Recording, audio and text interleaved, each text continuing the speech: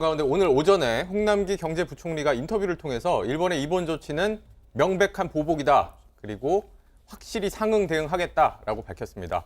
하지만 야당에서는 정부 대응에 문제가 있다고 비판을 하고 있습니다. 관련 발언들 듣고 오시죠. 이러는 거 보복입니까? 아닙니까? 명백한 경제 보복입니다. 말이 신뢰 회복이지 사실은 강제징용에 관한 사법부의 판단을 경제 영역에서 보복한 조치라고 저는 명백히 판단을 합니다. 저는 이 문제가 보복이 다시 보복을 낳고 또 보복을 낳는다면 아까 말씀드린 것처럼 한국 경제뿐만 아니라 일본 경제에도 그렇죠. 둘 다 불행한 피해의 국가가 될 것입니다. 그러나 정부가 한국 정부와 그런 일본의 일방적인 조치에 대해서 가만히 있지는 않을 것입니다. 당연히 상응하는 대응을 할 것입니다. 문재인 대통령도 전면적으로 대일 외교를 재검토하십시오. 감상적 민족주의, 닫힌 민족주의에만 젖어 감정 외교, 갈등 외교로 한일 관계를 파탄냈습니다. 일찌감치 일본 정부가 통상 보복을 예고했음에도 문재인 정부 수수방관하며 사태를 악화시켰습니다. 이대로 일본의 통상 보복이 계속된다면 우리 주요 산업은 엄청난 타격을 입습니다.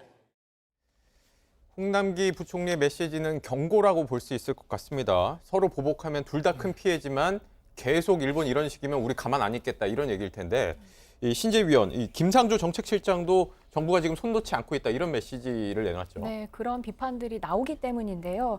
아무것도 안 하고 손 놓고 있는 거 아니냐라고 하는 질문에 김상조 씨가 뭐라고 얘기하셨냐면 김상조 정책실장 정책실장님이 뭐라고 하셨냐면 강경화 장관 같은 경우에는 WTO 제소를 지금 준비하고 있다 중장기적으로. 그리고 또 예상을 한 바이다. 이미 이전부터 일본으로 하여금 경제 보복이 올 것이라고 하는 것을 예상하고 OLED 같은 경우에는 한 약 70개 정도의 그리고 또 메모리 반도체 같은 경우에는 약 500개 정도의 아주 다양한 형식의 공정을 거치는데 그 공정 과정 모두 다 들여다보면서 혹시 일본이 경제 보복으로 쓸 수 있을 만한 부품이 무엇인지를 다 확인한 롱 리스트를 만들었다는 거예요. 그 롱 리스트에 첫 번째에서 세 번째에 있었던 것이 꼭 찝혀서 이번에 제재 물품으로 들어갔다라고 하는 것입니다. 그래서 사실상 손 놓고 있던 건 아니다라고 얘기는 했는데 거기에 대한 비판도 여전히 존재합니다. 왜 마치 제3자처럼 이야기하냐. 그리고 손 놓고 있었던 것은 아니지만 어쨌든 미리 알고 있었다라고 얘기는 했지만 어쨌든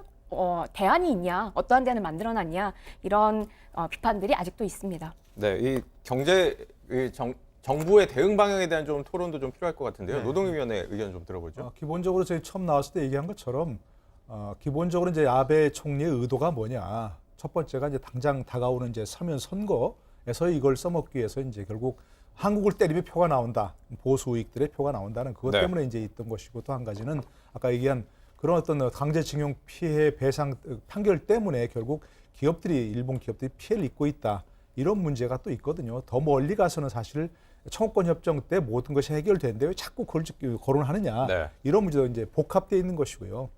그렇기 때문에 우리 정부도 이제 신중하게 대응해야 한다는 건 맞다고 봅니다. 물론 그렇다고 해서 가만히 있자는 얘기가 아니고 외교적으로 항의도 해야 되고 국제적 여론도 환기시켜야 되는 것이고 또 우리가 할 수 있는 여러 가지 그런 조치를 여러 가지 강구를 해야 되긴 하겠지만 일본이 보복하니까 우리도 보복하겠다 하면서 이렇게 서로 좀 에스컬레이트 되는 그런 대응책은 조금 바람직하지 않다 하는 부분은 분명해 보입니다. 그렇기 때문에 기본적으로 우리도 장기적인 대응책을 세워나가면서 현안에 대해서는 여러 가지 법적, 외교적 대응책을 강구하는 것이 필요하지만 그렇다고 빨리 정부가 왜 더 강하게 안 하느냐 이렇게 비판할 필요는 좀 없어 보입니다, 사실.